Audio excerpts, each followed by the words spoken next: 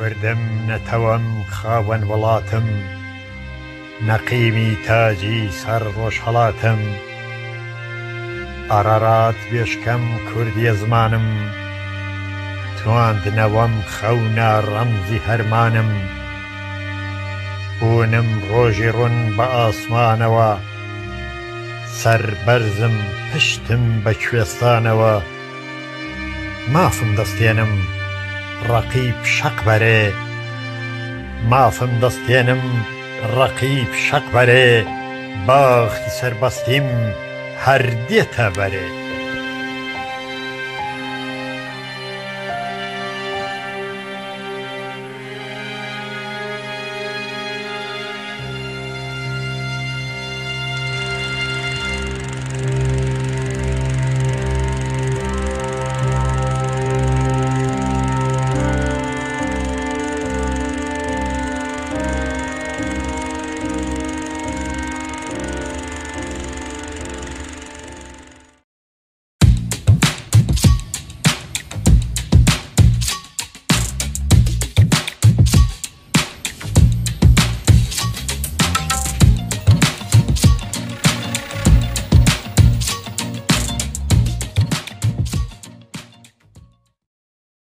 بێبەش پیرۆتیم ساڵی 1340 هەتاوی لاوایی قەرەشڵاغی سەر بەناوچەی شارێرانی مەعباد لەدایک بوو. چوار پۆلی سەرەتایی دەرس خوێندنم هەر لە دەیەکەی خۆم خوێند و پاشان بۆ درێژەدان بە خوێندن چوومە شاری مەعباد و لەوێ دیپلۆمە وەرگرت. ساڵی 1357 ڕاپەڕینی گەلانی ئێران دەستی پێکرد و لە خۆپەشاندانەکاندا بەشداریم کرد. حکوومەتی عەمەڕەزا شاڕوخاو لە چاڵ هاتینە دەرێدا چاڵاوێ کردی. ڕژێمی کۆماری ئیسلامیات سەرکار و خەبات درێژەی کێشا و منیش هەر لە تەمەنی لاوێەوە لە یەکێتی لاوانەوە دەستم بە خەبات کرد و لە ساڵی 1358ەوە تا ئێستا لە خزمەت ئێوەدام و لە شمەشدا. بەرخۆدانە ڕۆژهەڵاتی کوردستانی چاوە دبینن. لە پەیوەندی لەگەڵەوە پرسیارەدا هەز دەکەم هێندێک بگەڕێمەوە بووە دواوە بە مێژودا بچمە خوار. لە ڕاستیدا لە ڕۆژهەڵاتی کوردستان جوەکەم و بەشەکانی کوردستان ڕاپەڕین و بزوتنەوە و جوڵانەوە هەبوون، بەڵام ساڵی 1888 زاینی خەباتێک یا ڕاپەڕینێک دەستی پێکرد کە وێڕای وەی کە بیر و باوەڕی ئاینی تێدا گونجابوو، هێندێک هەستی کوردایەتیشی تێدا بەدیکرا. ئەویش با ڕێبەرایەتی شێخ عەبدوڵڵای نەهری بوو.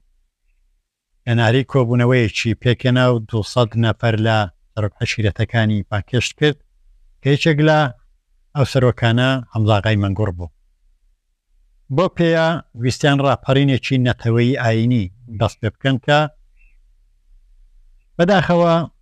سەرکوت کرا و هۆی جۆرا و جۆری هەیە کە لێرەدا بوێنە بەباس. بە دواییدا ڕاپەڕینی سمکۆیشکاک دەستی پێکرد و تا کۆماری کوردستانیش لە ڕۆژهەڵاتی کوردستان لە شاری مەعباد دامەزرا. بە دوای شەیدکرانی کۆماریشدا جوڵانەوەی گەلی کورد کە زیاتر ئەوجار مۆدێڕنانە و هەڵگری بیر و باوەڕی نەتەوەیی درێژەی کێشا ساڵەکانی 46-47 خەباتی چەکداری بە دوور خۆی داهێنا و تا ڕاپەڕینی ساڵی 1357 لەو کاتەشەوە تا ئێستا خەبات لە ڕۆژهەڵاتی کوردستان بێوچان درێژەی هەبوو. ئەوەی کە بۆ من جێگای گرینگە لەو 45 ساڵی خەباتی دواییدا ڕۆڵەکانی کورد دا شێوە جۆرا و جۆرەکانی خەبات بۆ گەیشتن بە ئامانجەکانی خۆیان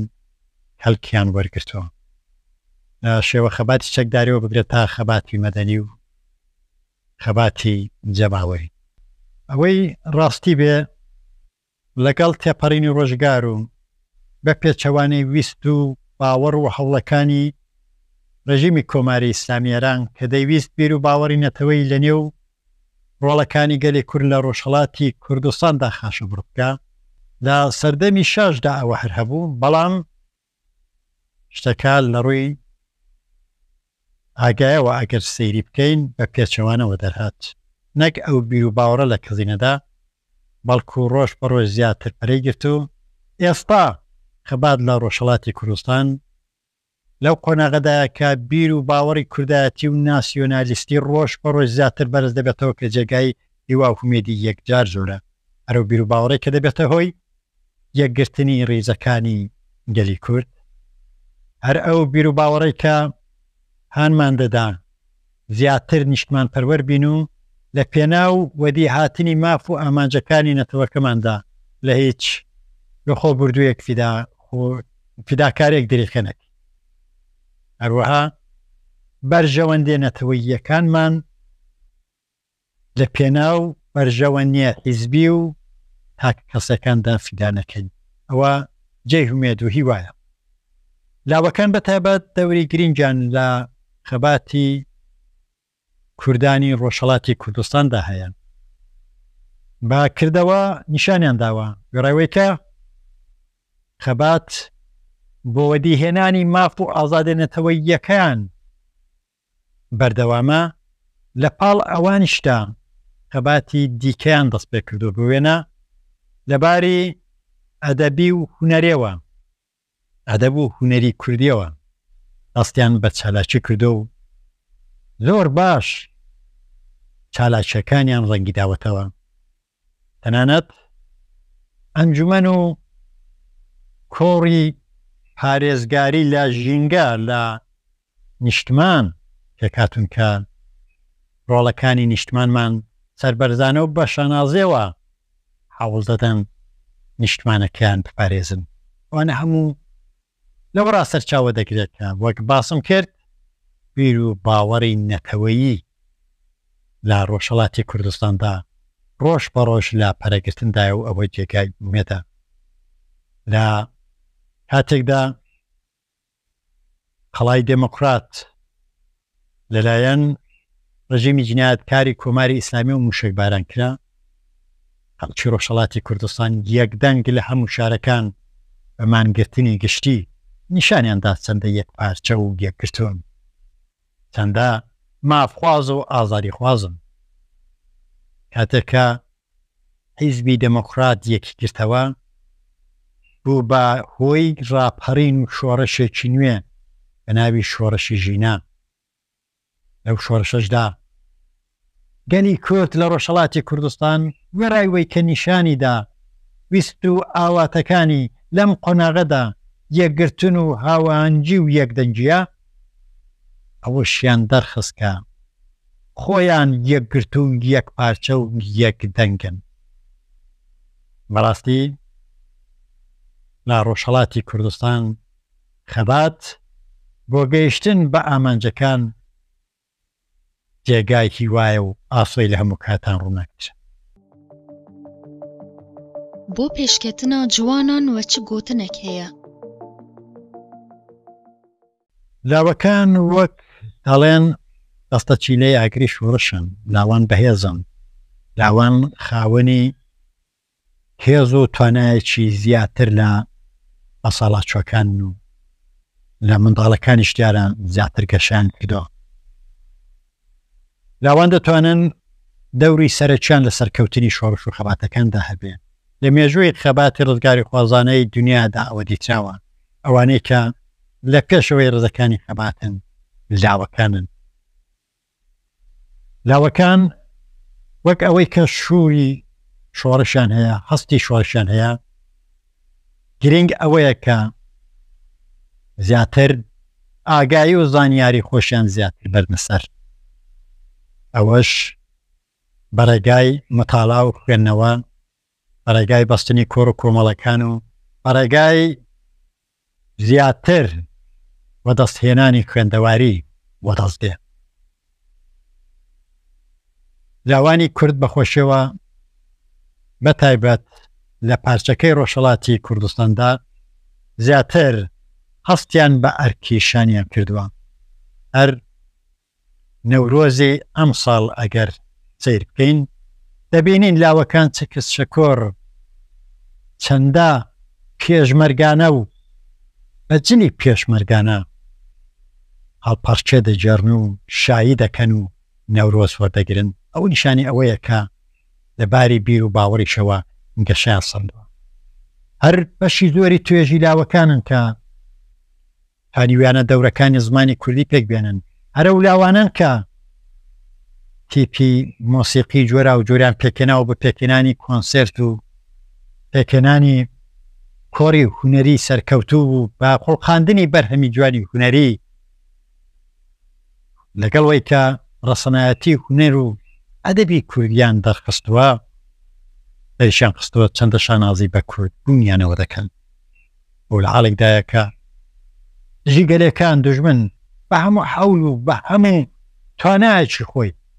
تێکۆشا ئەو هەست و بیر و باوەڕە لە بیر و حیزر و دڵی ڕۆڵەکانی کووردا بێنێتە دەر. هەر سەرەتا کە دەچن بۆ قوتابخانە ناچارن بە زمانی فارسی دەرس بخوێنن. لەگەڵەوەشدا هەوڵیان داوە کەلتوری بێگانەکان لەیخوانەوە بگرێت تا بێگانەکانی دی تریش بەسەر کەلتوری کوردیدا زاڵ بکەن. هەوڵاندا بیر و باوەڕی کۆنە پەرستانەی ئاینی خۆیان خەنە مێشکی ڕۆڵەکانی کورد. بەڵام بەختەوەرانە هەر ئێستا ڕۆڵەکانی کوردلاوانی کورد دەری دەخەن کە سەری ڕەژیم بۆ تەختە بەردەڕەقەکانی کوردستان کەوتووە و لاوان نەک ئەوەی کە تووشی لاڕێی نەبوون بەڵکو ڕۆژ بەڕۆژ زیاتر لەسەر گەیشتن بە مەبەستە پیرۆزەکانیان سورترن. ئاشکرایە کە حەولیاندا لاوەکانمان بەرەو گەندەڵی و بەرەو فەساد و بەرەو مادە هۆشبەرەکان ڕابکێشن. بەڵام دیسانیش لەگەڵەوەی کە بەداخەوە لەو بارەوە هێندێک زەربەمان وێکەوت دیسانیش هەر ئەو بیر و باوەڕە پیرۆزە کوردایەتیە نۆی هێشت دژمن بە تەواوی سەر بکەوێ و سەرنجام حەق لێرەشدا بە سەرنا حەقدا سەرکەوت. بەڵێ ئەرچی لاوەکانە کە ئاوا کوردانە بە پاراستنی کەلتوری جوانی کوردێوە بە هەڵگرتنی بیر و باوەڕی نەتەوەیی واتە بیر و باوەڕی ناسیۆنالیستیەوە لە مەیداندا بمێن و درێژە بە خەبات بدەن کە سەرنجام سەرکەوتن هەر بووە ئەوانە.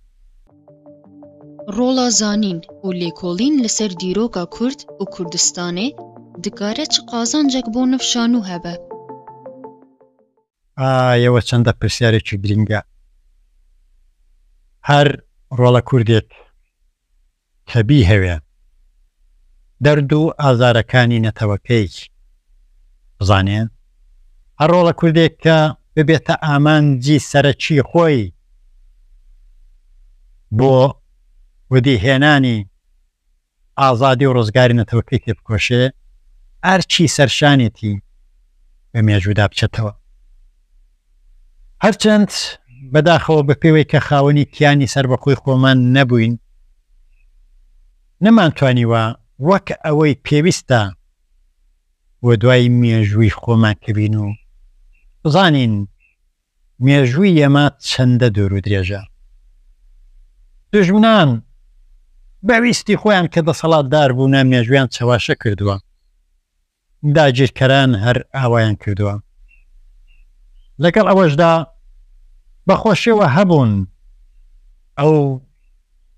مێژووە نووسە گەورانەی ڕۆژهەڵات ناس کە مێژوو نووسە بەناوبانگەکانی جیهانی لەسەر ناوچەی ڕۆژهەڵاتی نێوەڕاست نووسیوێنە یا بەگشتی لەسەر ڕۆژهەڵات نووسیوێنە. ئەوان ئاماژە بەوە دەکەن کە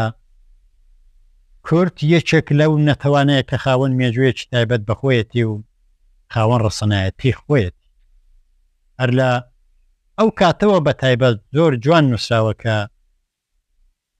مادەکان لە زنجیرە چیاکانی زاگرۆس نیشتەجێ بوونە و بەهۆی وەی کە لەلایەن ئاشوورەکانەوە هەمیشە بەرپەلامار بوونە پەنیان بۆ شێوەکان بردووە بەدیل گیراون بە تاڵانیان بردون ماڵ و حاڵەکەیان تا ماوەیەکی دوور و درێژە تا کەسێک بە نێوی دیاکۆ وەدی دێ و هەڵدەستێ و 6 عەشیرەت کۆ دەکاتە و یەکیان دەخاو بەیەکەوە لە جێی وەی کە هەر بربەرەکانی بکەن و ڕابکەن پەنا بۆ چێوەکان بەرن ئەوجار لایەنی هێرشکەرانە بە خۆیانەوە دەگرن و بۆ دیفاع لە خۆیان هەڵمەت دەبن تا دەگەنە بابل پێتەختی ئاشوورەکان و ئەوێش داگیر دەکەن و زنجیرە پادشای یا ئیمپراتۆریەتی مات دادەمەزرێنن. ماتەکان هەرەو بابوو باکیلانی ئێمە کوردەکانن، هەر ئەوانن کا لۆلۆیەکان و ئەوان گۆتیەکان و عەشایرەکانی دیکە عەشیرەتەکانی دیکە لە بینەلنەهرین تا نیزێک سۆمێرەکان دەچن لەگەڵ سۆمێرەکان هاوسوو دەبن هاو سێ دەبن. سۆمێرەکان کە دەڵێن داهێنەری نووسینن، ڕەنگە کوردەکانیش لەگەڵیان هاو بەش بوو بن یا مادەکان کە وەکوتم ئێمە دەگەڕێنەوە سەر مادەکان. لەگەڵەوەشدا ئەگەر توانای ئەوەمان هەبا و ئەو دەسەڵاتەمان هەبا کە لە داهاتوودا دڵنیام دەبێ بە کلێن و قوشبنەکانی مێژوودا چوبینە خوارێ ئەو شوێنەوارانی وەک ئەشکەوتی شانە دەرمان دەدیتەوە کە مرۆڤ سەرەتایەکان واتە نیاندەرتاڵەکان لەوێدا ژیاون. شانەدەر خاچی کوردستانە و لە منتقەی بارزان هەڵکەوتووە کەوا بوو مێژووی کورد زۆر دوور و درێژە، بەڵام بۆ تا ئێستا لەسەر ئەو مێژوە دوور و درێژەی و خاوەن ئیمپراتۆریەتی ماد بووین و ئێستا شەروای بێ ماف مەبینەوە و لەو سەردەمەدا داوای مافی چارەنۆسی خۆمان دەکەین و هەر پێشی نەگەیشتوینە و خەباتەر بووی بەردەوامە بۆی جۆرا و جۆری هەیە. یەکێک لە هۆیەکانی ئەوەیە کە بەداخەوە کورد لە سەرانسەری مێژووی تەمەنی داگە پێدا دەچینە خوارێ یەکگرتوونە بۆ بۆیە ئەوانە باز دەکەمەوە سەرنجی لاوەکان بە تایبەت بۆ ئەو ڕاستی ڕابکێشن پێویستە بە مێژووی نەتەوەکاندا بچنە خوارێ و بیخوێنەوە دەستی ئێپرەتی لێ وەرگرن. یەک پارچە نەبووان لە سەردەمی میرنشینەکاندا بە تایبەت هیچ میرێک میرەکەی دی لەسەر و خۆی پێ قبوڵ نەبووە. کاتێککە شەڕ لە نێوان عوسمانیەکان و سەفێویەکاندا بوو، کوردەکان هاوکارێکی زۆری سوڵتان سەلیمی عوسمانیان کرد. هەر بۆیە کاتێک سوڵتان سەلیم سەرکەوت بۆەوەی کە قەدردانی لە زەحمەت و لە فیداکاری کوردەکان بگرێ لە دەوری خۆی کۆکردنەوە و داوای لێکردن 6 ئەمیر بوون لە نێو خۆیاندا ئەمیرێک هەڵبژێرن لە سەروی هەمویان بێ تا هەموو تەبعیەت لێو بکەن، بەڵام بەداخەوە هیچیان نیان کرد نەو ئەوی قبوڵنەوە ئەوی قوڵ هەر کەسە خۆی پێلەوی دی کەزلترەوە یەکێک لەو هۆیانەیە کە بۆتە هۆی شکستمان و هۆی ئەوەکە نەتوانین سەرکەوتوو بین. تا سەردەمی میرنشینەکاندا میرنشینی برادۆست تووشی پەلامار دەهات، میرنشینی بابان گوێی لێ نەبوون بەهانەیەوە نەدەچوون، یا میرنشینی بابان توش دەهات میرنشینی ئەردەڵان بەهانەیەوە نەدەچوو. هەر کەسە دەبیر و دەفکری قازانج و بەرژەوەندەکانی میرنشینی خۆی دابوو. پێویستە ئەو ڕەخنانە لە خۆمان بگرین. بەداویشدا ئەمن زۆر جار ئاماژەم بەوەی کردو و تووشی ڕەخنەش بوو مەکتومە ئەوەندەی نەخوێندەواری زەربەی لە نەتەوەی کورد لە پێناوگەیشتن بە ئامانجەکانی دەداوە، هەم بەداخەوە خوێندەوارانی سەقەتیش زەبریان لێداوە و زیاتریش. بەبێەوە ئەوە ناڵێم هەر کاتێک ئیدۆلۆژیێکی تازە لە جیهاندا هات بێتە گۆڕێ، کورد زۆر وەری گرتووە جا چ ئیدۆلۆژی ئاینی بێ چ ئیدۆلۆژی بیر و باوڕ و فکری دیکە. بۆ وێنە کاتێککە ئیسلام داهات زۆر لە عەرەبەکان تونتر ئەو بیر و باوەڕی ئیسلامەتی وەرگرت تەنانەت لەسەری زۆر گیانبازیشی کرد مەسەڵەن دایان کوت بچین خەزای بکەین ڕووسەکان بکوژین کاتێک کە شەڕ لە نێوان عوسمانیەکان و ئێرانیەکاندا تێکدەهات سەفەویەکاندا هەر لەو مەسحەبە کەلک وەردەگیرا بیر و باوەڕی مەسەبی هەڵگرت بوو کورد سونی بۆ سونیەکان دەژی شیعەکان شەڕیان دەکرد ئەوە لەبارەی ئیدۆلۆژیەوە ئەو فکریان وەرگرت بوو خوێندەوارەکان بە تایبەت مەلاکان و شێخەکان فتواکانیان هەر لەو پێناوەدا بوو کە شەڕ دژی ئەموو ئەو بکەن ئەو جار بیر و باوەڕ و ئیدۆلۆژی کۆمۆنیستی و سۆسیالیستی کاتە گۆڕێ خوێندەوارانی کورد تونتر لە ئەو وڵاتانەی و خەڵکە وڵاتانێکەوە بیر و باوەڕیان هەبوو بەو ئیدۆلۆژیەوە نووسان باوبوو دەیان کوت لە یەکێتی سۆڤێتی ئەو دەم ئۆردۆگای سوسیالیزم بوو لەوێ بارانباری بە لە وڵاتانی دیکەی وەک ئێران و بەتایبەت کوردەکان لە وڵاتی خۆیان چەتریان هەڵدەدا ئەوەندەی دیفاع لە چەپەکان یا مارکسیستەکانی وڵاتانی دیکە دەکرا ئەوەندە دەفکری نەتەوەی خۆمەندانە بووین تەنانەت وای لێ هاتبوو بیر و باوەڕی سۆسیالیستی وای لێ کردبووین بیر و باوەڕی کوردایەتی یا ناسیۆنالیستیمان پێ ئێرتجاعی بوو ئەوە زەربەیەکی دیکە بووکە وە بزوتنەوەی گەلی کورتکەوت لەگەڵ ئەوەشدا هەر ئەو بیر و باوەڕە سۆسیالیستی و کۆمونیستی و ئەوانە بوون کە بوونە هۆی چەند دەستایی لە نێو ڕیزەکانی نەتەوەی کوردان هەر یەکەی بە پێی بیر و باوەڕە کە هەیبوو بۆ دوای ئەو بیر و باوەڕە دەکەوت و ئەوەی لە بیری نەدەما بیر و باوەڕی کوردایەتی بوو حیزب حیزبێنە هەر لەوەی ڕاساز بوو بە دوای بشدا لە نێو حیزبەکاندا لە نێو ڕێکخراوەکاندا بەداخەوە ئینشعابەکان هەر لەسەر ئەو گۆرەشتانە لەسەر ئەو بیر و باوەڕانە ساز بوون ئەگەر بیر و باوەڕی نەتەوەیی و کوردایەتیمان لەسەروی هەموو بیر و باوەڕێک بە هیچ کات توشەوە بەزمە نەدەبووین ئەو دەم بووکە بەرژەوەندێنەتەوەییەکانمان نەدەخستە سەر و بەرژەوەندیە حیزبی و تاکە کەسێکان ئەو بەرژەوەندیانە وایان لێ دەکردین کە هەموو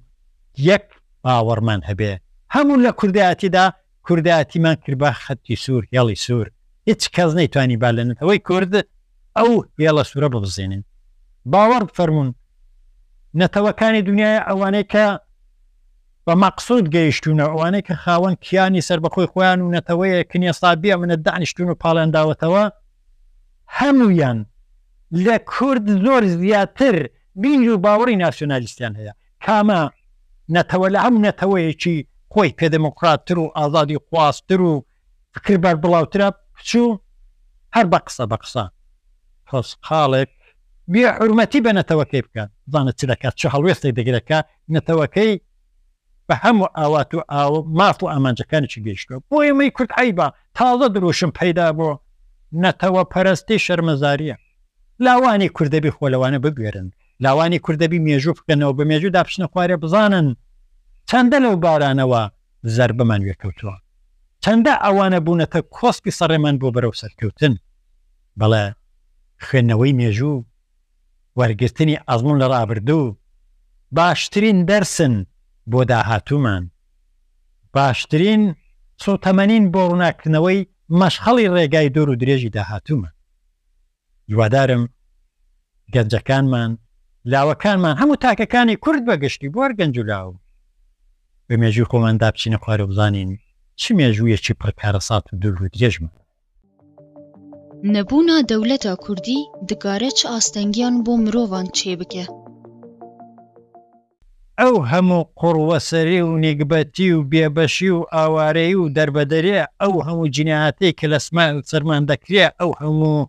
زڵمەی کە لێمان دەکرێ هەمووی بەهۆی ئەوەیە کە خاوەنی کیانی سربەخۆی خۆمان با ئەوە بڵێم کە کورد مافی بێ ئەملا و لای خۆیەتی خاوەنی کیانی سربەخۆی خۆی بێ بەپێی هەموو عرف و شەرع و قانونێکی نێونەتەوەیش چوار مەرجانداناوە بۆی کە کۆمەڵە خەڵکێک بەنەتەوە بناسێ کورتەمی هەیە لەباری حەشیمەتەوە هەم بەداخەوە تا ئێستا شەر بەهۆی وەی کە خاوەنی کیانی سەر بەخۆی خۆمان نەبوونی یەکێک لە دەردەکانی دیکەش یەکێک لە ئازارەکانی دیکەشمان ئەوەیە کە تا ئێستاش نەمانتانیوە بەڕەسمی سەرژمێرەیەکی دەقیق و وردمان هەبێت چەند کەسین کورد ماوەی 40 ساڵان هەر کوتیان کورد 40 میلیۆنە ئیدی حیساب نەکرا زاوزێ نەبوو مردن نەبوو هەر ئەو چ لەبوو بەڵام بەخۆشیەوە لەم دویانەدا لە ژنە و کۆمەڵێک ئەرکناف بۆ دوای سەرژمێری کەوتم دوای ساڵانێکی زۆر لێ کۆڵینەوە بۆیان دەرکەوت بە کوردانی دابەش بوو بە 4 وڵاتدا و بە کوردانی هەندەران و بە کوردانی ئێر و ئەوێ نزیک بە 7 میلیۆن نەفەر حەشیمەتی گەورەترین نەتەوەی جیهان کە ئێستا سەرەتاییترین مافەکانی نەتەوەی خۆی نین ئەوە کارەسات بەڵێ ئەگەر خاوەنی کیان و دەوڵەتی سەر بەخۆی خۆمان بین دەتوانین دەنگمان لە نێو ڕێکخراوی نەتەوە یەکگرتوەکان بێ کورسیمان هەبێ لەبێ ئەو دەمین ناکرێ هەر داگیرکەرێک هەر وڵاتێک بە ئیشتیا و بە کەیفی خۆی بێتە سەرمان و زوڵمان لێ بکە و مافمان کوریان مافمان بخۆ بەڵاو کاتە دەتوانین لەباری ئابوورێ و لەباری تەکنۆلۆژیەوە لە هەموو بوارەکانی ژیاندا ڕۆژ بەڕۆژ زیاتر وڵاتەکەمان گەشە سندوتر بکەین و بەرەو پێشی بەرین نەبوونی کیان و دەوڵەتی سەربەخۆ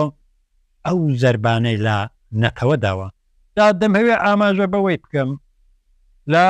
قودۆ عەتارەکەی ڕەزاخانی پالەوی داشتی کاتوتە دەرێ بنێوی بە فارسان پێدەڵ تەزیێت تەلەبیە لە کوردیدا جیاوازی خوازی ئەوان وە دەریان هێناوە بۆی کە دژاتی بکەن لەگەڵ ماف و ویستەکانی نەتەوەکانی دانیشتووی ئێران نەتەوەی کوردنا 4 نەتەوەی دیکە هەیە کە لە ئێران دانیشتەجێن و بەڕاستی نەتەوەشم و ئەوانش لابوو مافەکانی خۆیان گێبەشکراون و تەنیا فارسە دەبێ بەسەر هەماندا زاڵ بێ ئەگە داوای مافی وەش دەکەن بە زمانی خۆمان خوێنین و مافە سەرەتایەکانی نەتەوەی خۆمان هەبێت ئای ئەوانە تەزیە تەڵەبندیان هەوێ ئێران لە توپەتکەن یەکەمەوە کە ئەوانەی کەدایان هەوێت ئێران لە توپەتکەن هەر شوێنی نیستە فارسەکانن چونکە تا خاوەنی ئەو بیر و باوەڕدا بن و خۆیان فەرز بکەن بەسەر هەموو نەتەوەکانی دیکەی دانیشتووی ئێراندا ئەو بزوتنەوانە و ئەو فکر و بیر و باوەڕە جیایە زیاتر پەرە دەگرێت وەختێک کە بە ئەو نیشتوانی دەرەجە دوم حساب دەکەی وەختێک کە خاوەنی خاچی خۆمم خاوەنی مێژووی خۆمم بەرز بوومەکەم هەڵدەڵوشی دەیبەی چکە دەیدەوە بە من ئێستاش پێم ڕازینی و دەڵێ دەرەجە دووی ئێستاش کە تاوای مات خۆم دەکەم پێم دەڵی تەزیێت تەلەف نەخێر و تەزیێت تەلەبێ ئەتو دەڵێ تەزیێت تەلەبینە مافخوازی خۆمە تۆی تەزیێت تەلەبی کە ئامادەنی ئەو یەک پارچە جێ ڕابگرین با قەت نەترسین لەوەی کە پێمان دەڵێن سەر بەخۆی خواز بەڵێ ئەوە یەکێک لە ئاوات و هەدەف و نیەتەکانی هەر کوردێکی خاوەن بیر و باوەڕ و بەشەرەفەکە ئەو فکرێ دەمێشکی دابێ دەبێ ڕۆژێک کیانی کوردی هەبێ با نەترسێن هیچی دیکات باڕۆڵەکان با مناڵەکانی کورد بەوەی پەروەردە بکرێن کە چەندە ماپێن ێزەوت کراوە ڕاستە لەباری سیاسەتی نێونەتەوەی و لەبارەی ئستراتژی دەوڵەتان و ئەوانە هێندێک جار مەجبور بووینەکە واس لە مافی سەربەخۆی خۆمان بێنین ئەتاوە بە دروشمیش نەیدەین بەڵام بەڕاستی زڵمان لە خۆمان کرد ئێستا کاتی وەی هاتووە دنیا لەباری تەکنۆلۆژیەوە هێندە پێشکەوتوو بۆتە گوندێکی بچووک هاواریمە لە دنیادا دەنگی داوەتەوە وردەوردە نەتەوەی کورد ناسراوە با نەترسین لە ڕۆژهەڵاتی کوردستان ئەوە شتێکی ڕاستەقینەی و حاشا هەڵنەگران ئێستاش ڕۆڵەکانی کورد نەتەوەی کورد داوای مافێکی وەک فێدراتی وەک ئێرانێکی فێدراتی دەکا کە حکوومەتێکی فێدراتیوی هەبێ لە چارچەوەی ئێراندا ئەوەش لە ڕووی ناگایی نییە بە پێلێکدانەوەی هەموو هەلوو مەرج و بارودۆخ و وەزعێتەکەیە کە ئەو دروشمە هەڵگیراوە ئەو ویست و داخوازی هەیە لەو حاڵەدا کە داوایەوە دەکەین لەو حاڵەدا گرنگترین شوعاری نەتەوەی کورد لە ڕۆژهەڵاتی کوردستان دموکراسی بۆ ئێرانە هێشتا بە تەزدێت تەلەبمان دەزانن بۆ ئەمە پێمان وابێتە زێتە لەبی خراپە ناخەرەگە پێی وایە هەوم داوای مافی خۆم دەکەم دەوێت لەگەڵم پێک بفەرموو مافی خۆم دەیە لە یەک وڵاتدا دەژین بەڵام مافە سەرتایەکانی نەتەوایەتی خۆم هەبێت ناتوێت تۆ باعیز دەبێت کە ئێران دەتوێت وابی یەکێک لەو بەڵایانەی کە ئێمە تا ئێستاش لەگەڵی بەرەوڕووین ئەو دەردانەی کە نەتەوەیەکی 72 میلیۆنی پێوە دەناڵێنێ ئێستاش چاوەڕوانی یارمەتی ئەمە ئەوین و ئێستاش دڵین چێوەکان بە تەنیا پشتیوانمان و ئێستاژەوە هەر خەبات دەکەین بۆ گەیشتن بە ماف و ئازادە سەرتایەکانمان ئەوەیە کە هاوەنی کیانی سەر بکو خۆمانە هیچ خراپێش تێدا بەدی ناکرێ ئەوەی تێدا بەدی دەکرێت هەر باشێ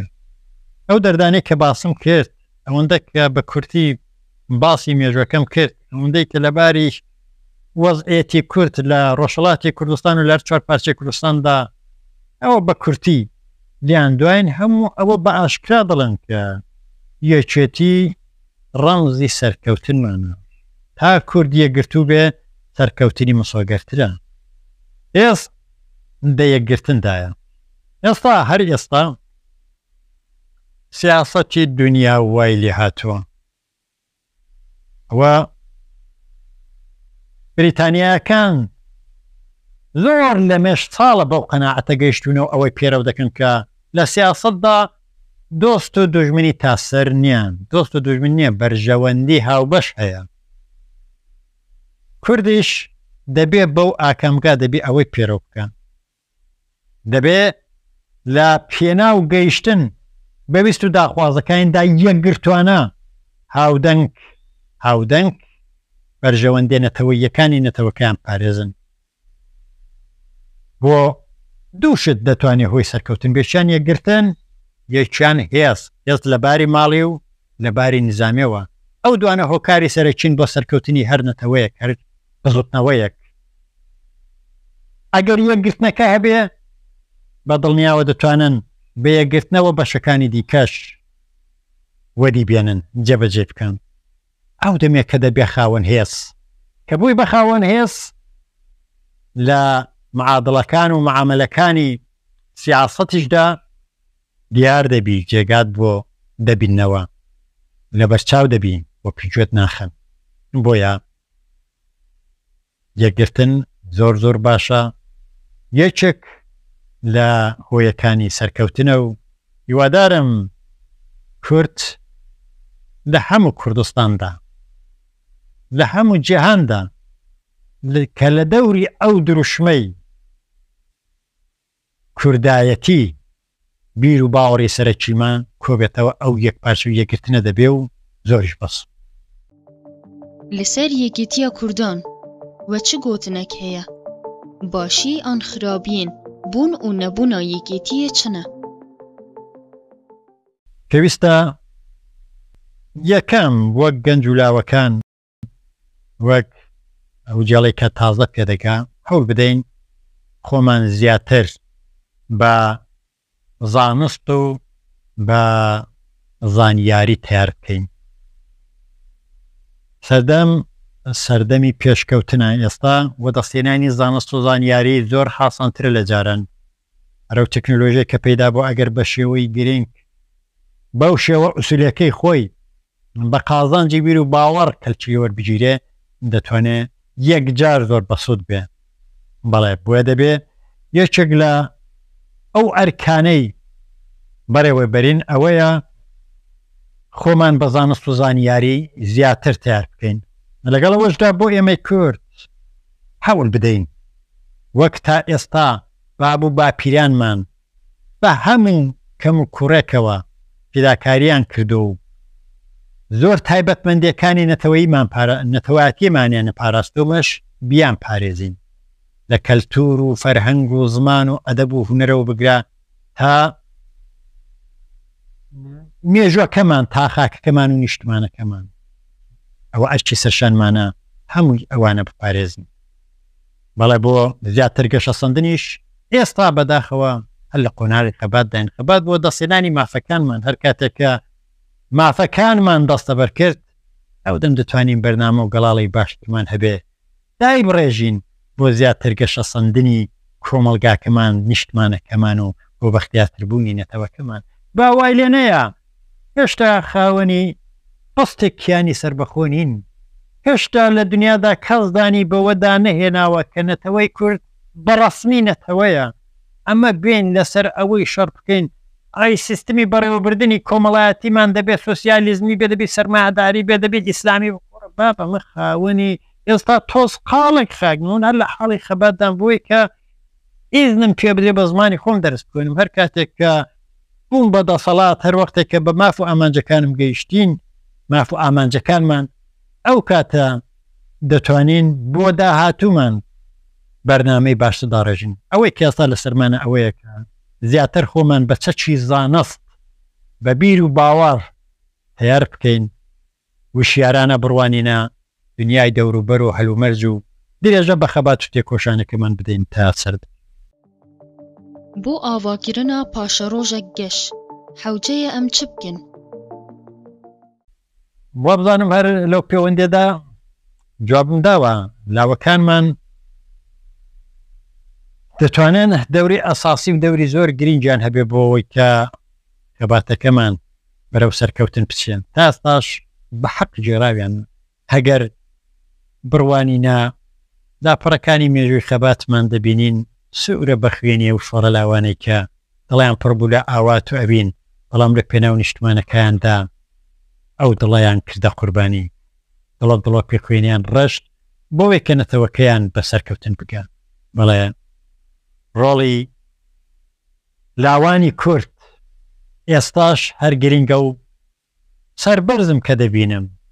زۆر ئەرەکناسانە زۆربەی زۆری ڕۆڵەکانی کولاوانی کورد ئەو ئەرکە بەرەوە دەبن سپاسیان دەکەن زۆر سپاس بۆیەوە کە وا دیارە یەکەم کاریشتانە ئەمتان هەڵبژارد و هاتن پرسیارەکانتان کرد منیش زۆرم حەز دەکرد کە ڕوو بیر و باوەڕی تاکە کەسی خۆم ڕەنگە لە بیر و باوەڕێک هیچبی زۆر دوور نەبن بیر و باوەڕی شخصی خۆم بۆ باسکردن خۆشحاڵم باستان دەکەم هیوادارم ئەو ئەرکەتان هەروە سەرکەوتوانە و کوردانە درێژە پێ بدەن و حەوڵ بدەن ڕۆژ بە ڕۆژ زیاتر پەرەی پێ بدەن چ لەبارەی تکنیکیەوە چ لەبارەی هەڵبژاردننی و سوژەی باش و لە پێناو خزمەت نەتەوەکەتاندا درێخی لێ مەکەن ماندوو نەبن دەستان خۆش